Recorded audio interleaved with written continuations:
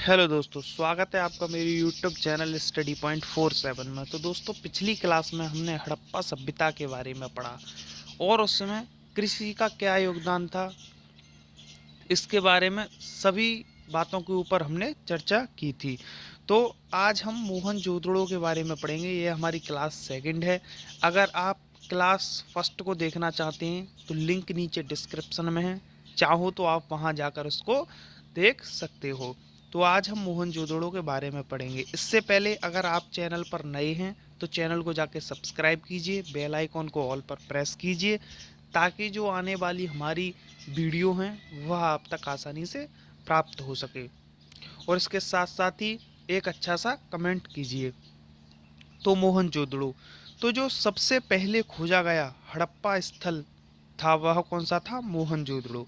यानी मोहनजोदड़ो सबसे पहले खोजा गया हड़प्पा स्थल था। तो यहाँ की बस्ती को दो भागों में विभाजित किया गया था। यहाँ की जो बस्ती थी उसको क्या किया गया था? दो भागों में बांटा गया था। एक छोटा था लेकिन ऊंचाई पर बनाया गया था, और दूसरा कहीं अधिक बड़ा लेकिन नीचे बनाया गया था।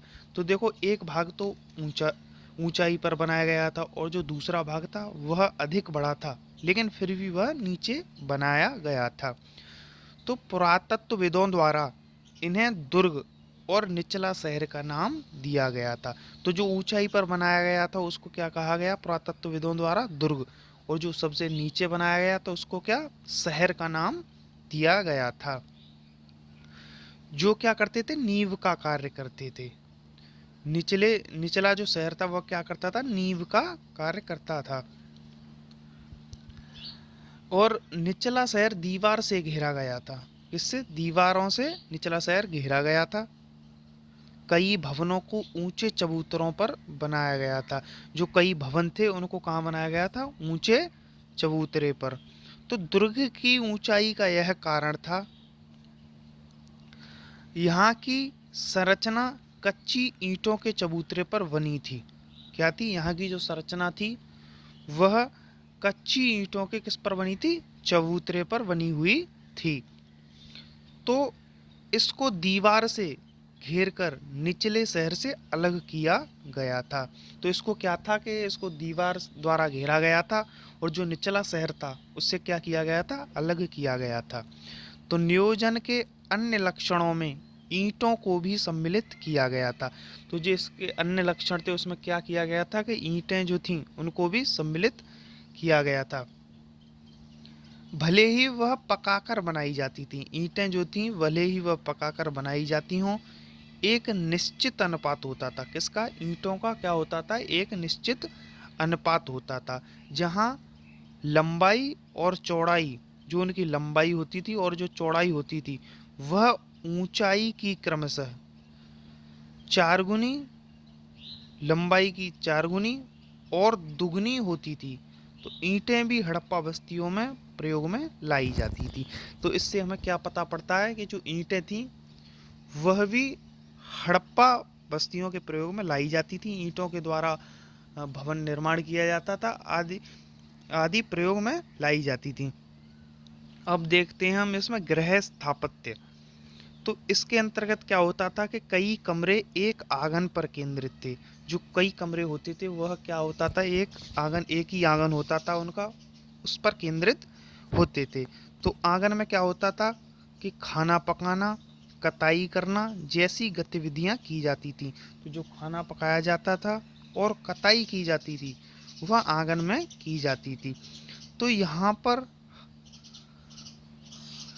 ईंटों से बना, यहाँ पर हर एक में ईंटों से बना अपना एक स्नानागार होता था।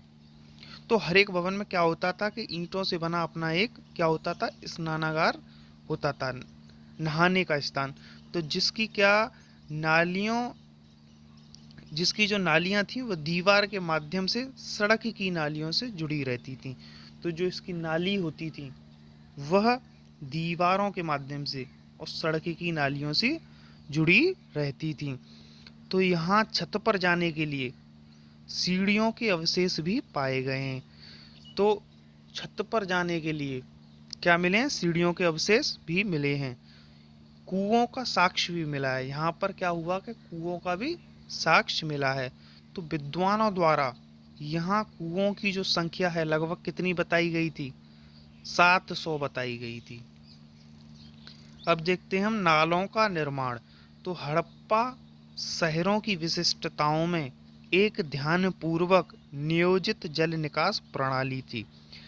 यानी यहाँ पर एक ध्यानपूर्वक और अच्छी जल निकास की प्रणाली थी। सड़कों और गलियों को ग्रिड पद्धति से बनाया गया था। जो सड़क थी और जो गलियां थी उनको किस पद्धति से बनाया गया था? ग्रिड पद्धति से। जो क्या था कि एक दूसरे को समकोण पर काटती थीं। यदि घरों के गंदे पानी को नालियों से जोड़ना था तो प्रत्येक घर की कम से कम एक दीवार का गली से सटा होना आवश्यक था। क्या था कि यदि घरों का जो गंदा पानी था उनको घरों के गंदे पानी को नालियों से अगर जोड़ना होता था तो क्या होता था कि प्रत्येक जो घर की दीवार थी उसको गली से सटा होना आवश्यक था। यानी प्रत्येक घर की कम से कम एक दीवार को गली से सटा हुआ होना आवश्यक था। तो इस प्रकार की व्यवस्था थी वहाँ पर। तो हम देखते हैं इसमें दुर्ग के बारे में। तो माल गोदाम एक ऐसी संरचना है, माल गोदाम एक ऐसी संरचना है जिसके ईंटों द्वारा बनाए गए निचले हिस्से शेष हैं, जबकि जो हिस्से लकड़ी से बने थे बहुत पहले ही नष्ट हो गए थे। तो क्या था कि जो ईंटों द्वारा बनाए गए निचले हिस्से थे इस माल गोदाम के वह तो अभी बचे हुए हैं, लेकिन जो लकड़ी से बने हुए थे वह बहुत पहले ही नष्ट हो गए। विशाल स्नानागार आंगन में बना हुआ एक आयताकार जलाशय है।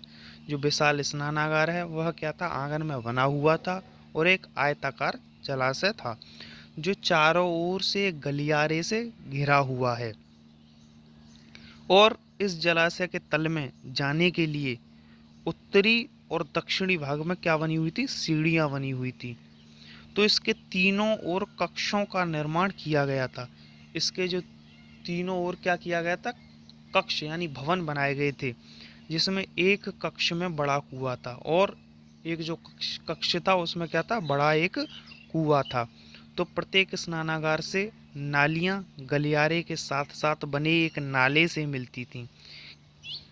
जलाशयों के किनारों पर ईंटों को जमाकर, जो जलाशय होते थे उनके किनारों पर क्या होता था? ईंटें जमाई जाती थीं तथा जिप्सम के गारे के प्रयोग से, जो जिप्सम का गारा था उसके प्रयोग से इसे जलबद्ध किया जाता था। तो आज हमने इसमें मोहनजोदड़ो के बारे में पढ़ा है।